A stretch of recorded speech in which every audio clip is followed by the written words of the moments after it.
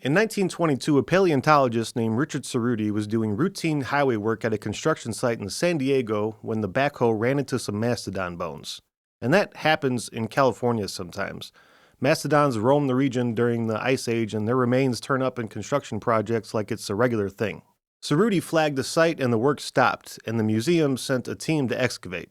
With those bones, they found 5 large stones, with marks and wear you only get from using them as tools like hammers and anvils. The mastodon bones were broken in a way where the breaks looked like someone did them on purpose. It didn't look like breaks that occurred naturally over time or from predators. Someone cracked those bones open, probably for the marrow, and there were 2 leg bones that were sitting next to each other, one face up and one face down, broken the exact same way. That doesn't just happen by accident. The team documented all that, and then the highway got built on top of it, and they came back in 1999 and dated the site. Uranium series dating came back at 130,000 years old. That number sat in someone's drawer for almost 20 years. The San Diego Natural History Museum kept checking the work, brought in more scientists, and finally published it in Nature in 2017. The scientist who led this study was named Thomas Demiri. He said that I realize 130,000 years is a really old date, and extraordinary claims require extraordinary evidence. The problem is that 130,000 years ago, no one was supposed to be anywhere near San Diego. No anatomically modern humans were in the Americas at all according to the accepted timeline. So who broke those bones and who was using and creating those tools? Skeptics say the bone breakage could be natural and the stones could have just moved there on their own, but when I went and looked to see if this was a one-off, I found that it was not. In 1973, a young archaeologist named James Adovasio started digging at a rock shelter in western Pennsylvania called Meadowcroft, about 27 miles southwest of Pittsburgh, tucked in a bluff above Cross Creek. He wanted to see how far back human use of that site went, so he kept digging through layer after layer of sediment, finding artifacts the whole way down. Stone tools, charcoal from fire, and it was getting older and older the deeper he went. The radiocarbon dates from the oldest layers came back at 16,000 years old. There was a cut section of bark that may have been used as a basket dated to potentially 19,000 years ago. And the pushback came immediately. The argument was that groundwater was sucking up coal from below the site and it contaminated the samples and made them look older. But Adovasio's response was pretty solid. He said he had 52 dates from the site, each one older than the layer above it, and none of them are out of order. You can't get that from random contamination, so his dates held up. And then I saw something that Albert Goodyear said. Goodyear's an archaeologist at the University of South Carolina who spent a ton of time, I think decades, working at a site called Topper on the Savannah River in Allendale County. In 1998, he decided to dig below the Clovis layer, and he talked about what it was like to claim that there was a pre-Clovis site back then. He said it was tantamount to saying that you just saw Elvis leaving Burger King. But he dug anyway, and good on him for not giving a damn about what the community will think and following his curiosity. Under the Clovis layer, he found stone tools and soil an outside team of archaeologists dated to 16,000 years old. And he kept going. The radiocarbon work from UC Irvine put the deepest artifacts found in the soil at approximately 50,000 years old. And there's one piece of large Allendale chert that he calls Big Red. And it looks like someone was working that stone with a purpose to make something out of it. And another analysis they did on that just this year in 2026 showed that that may very well be the case.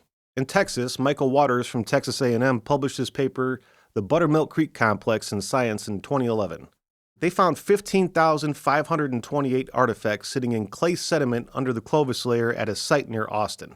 The pre-Clovis layer dated between 13,200 and 15,500 years old, and the tools they found were different enough from the Clovis-type material that they represented a completely separate earlier technology. Waters ended his paper by saying it's time to abandon once and for all the Clovis first model and develop a new model for the peopling of the Americas.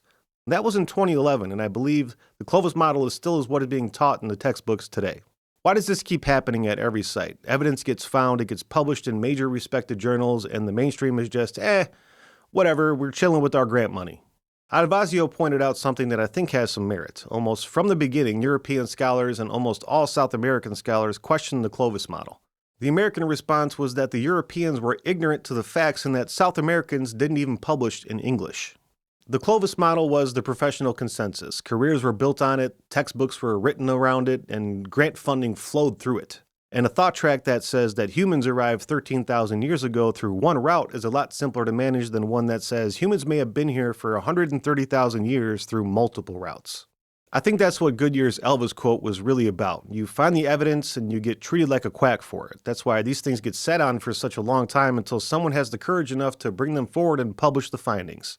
And the potential implications of those findings, because I think that's the scariest part for most people to talk about.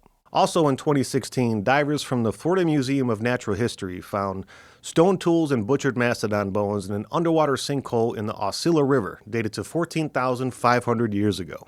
When I first saw that, for some reason I thought, what did Florida even look like back then since it's on the coast? This probably wasn't a sinkhole 14,500 years ago. Come to find out, the sea level was 200 feet lower. The coastline was 100 miles further into what is now the Gulf of Mexico. The sinkhole where those tools were found was dry land. The people who left them were living on a landscape that's completely underwater today. This is where some of the research for previous videos started connecting for me. The coastlines during the Ice Age where prehistoric populations would have been, because coastlines give you the richest food sources and the easiest movement. Those coastlines are underwater now. When the Younger Dryas impact collapsed the ice sheets 12,900 years ago, sea level rose and whatever had been built along those coasts went underwater. And every site I've covered here, San Diego, Pennsylvania, South Carolina, Texas, Florida, none of them were coastal sites. They were all inland. They survived because they were above the waterline. What was on the coast is on the ocean floor somewhere, and we've explored less than 20% of that. The evidence of whoever lived along the coast during those 117,000 years between the Serudi and the Clovis era is just underwater, and we haven't found it yet. The Clovis people that were called the first Americans may actually be survivors, the remnants of something much older that had to start over after a catastrophe, carrying whatever knowledge they can carry through to rebuild. If someone was breaking mastodon bones in San Diego 130,000 years ago, what were they doing in the 117,000 years between that moment and the Clovis era? I mean, if someone was in San Diego 130,000 years ago and the Younger Dryas reset everything 12,900 years ago, what do you think existed in those 117,000 years in between? And where do you think it went? Because the evidence shows that the Clovis layer doesn't look like where the story begins. Thank you so much for watching. I really do appreciate your time. If you haven't done so already, please subscribe, like, comment. I'd love to hear your thoughts on this one. Until next time, I'll talk to you later.